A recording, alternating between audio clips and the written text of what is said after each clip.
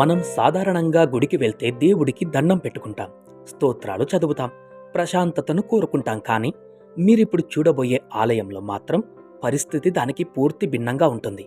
ఇక్కడ భక్తులు దేవుణ్ణి ప్రార్థించరు, నానా తిట్లు తిడతారు. అవును, మీరు విన్నది నిజమే. నోటికి వచ్చినట్లు అసభ్య పదజాలంతో అక్కడ అమ్మవారిని దూషిస్తారు. అంతేకాదు, చేతిలో పదునైన కత్తులతో తమ తలలనే బాదుకుంటారు. రక్తం దారులుగా కారుతున్నా సరే ఆవేశంతో ఊగిపోతూ గుడిపైకి రాళ్లు విసురుతారు. అసలు భక్తికి ఈ హింసకి సంబంధమేంటి? కేరళలోని కొడుంగల్లూర్ భగవతి ఆలయంలో ఏటా జరిగే ఈ భయంకరమైన ఉత్సవం వెనక ఉన్న అసలు రహస్యమేంటి? చలో పదండి, ఈ మిస్టరీ ఈరోజు చూద్దాం. కేరళలోని త్రిశూర్ జిల్లాలో ఉన్న కొడుంగల్లూర్ ఒక చెర సామ్రాజ్యానికి రాజధాని. ఇక్కడి అమ్మవారు సాక్షాత్తు ఆ భద్రకాళి. పురాణాల ప్రకారం దారుకాసురుడు అనే రాక్షసుడిని సంహరించిన తర్వాత అమ్మవారు అత్యంత ఉగ్రరూపంతో ఇక్కడ కొలువుదీరిందని చెబుతారు.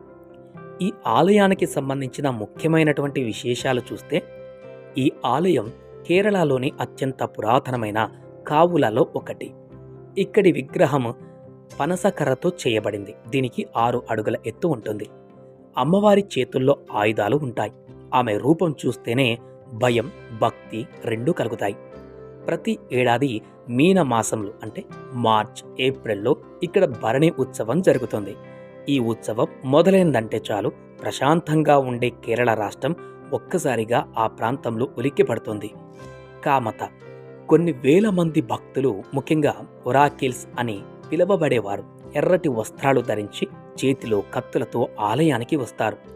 పూనకం వచ్చినట్లు ఊగిపోతూ తమ కత్తులతో తమ తలలపైనే కొట్టుకుంటారు. రక్తం కారే విగ్రహం ముందు పడితే అది అమ్మవారికి ప్రీతి అని వారి నమ్మకం. అలాగే ఇక్కడే అసలు ట్విస్ట్ కూడా ఉంది.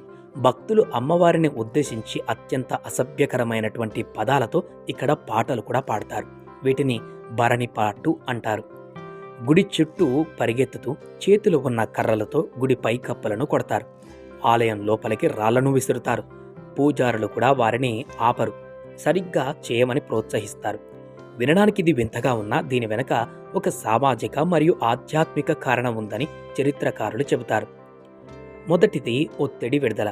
ప్రాచీన కాలంలో ప్రజలు తమలో ఉన్న కోపాన్ని, నెగటివిటీని అమ్మవారి ముందు ఇలా తిట్ల రూపంలో వెళ్ళగక్కితే మనసు శుద్ధి అవుతుందని నమ్మేవారు.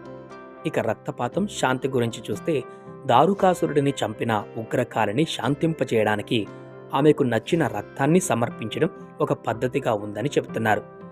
అలాగే కుల వివక్షకు వ్యతిరేకంగా ఒకప్పుడు తక్కువ కులాల వారికి గుడిలోకి ప్రవేశం లేనప్పుడు ఈ ఉత్సవం రోజున మాత్రం ఎవరైనా వచ్చి అమ్మవారిని తిట్టే అధికారం ఉండేది. అంటే దేవుడి ముందు అందరూ సమానమే అని నిరూపించే విప్లవాత్మక ఆచారం ఇది. ఈ 7 రోజుల ఉత్సవం ముగిసిన వెంటనే ఆలయాన్ని వారం రోజుల పాటు పూర్తిగా మూసివేస్తారు.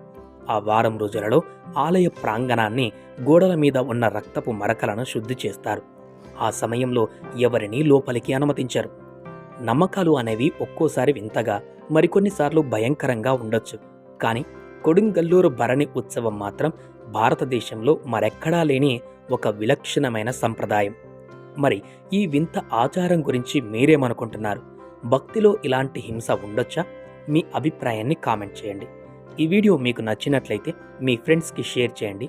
మరిన్ని మిస్టరీస్ కోసం మా ఛానల్ని సబ్స్క్రైబ్ చేసుకోండి. జై భద్రకాళి.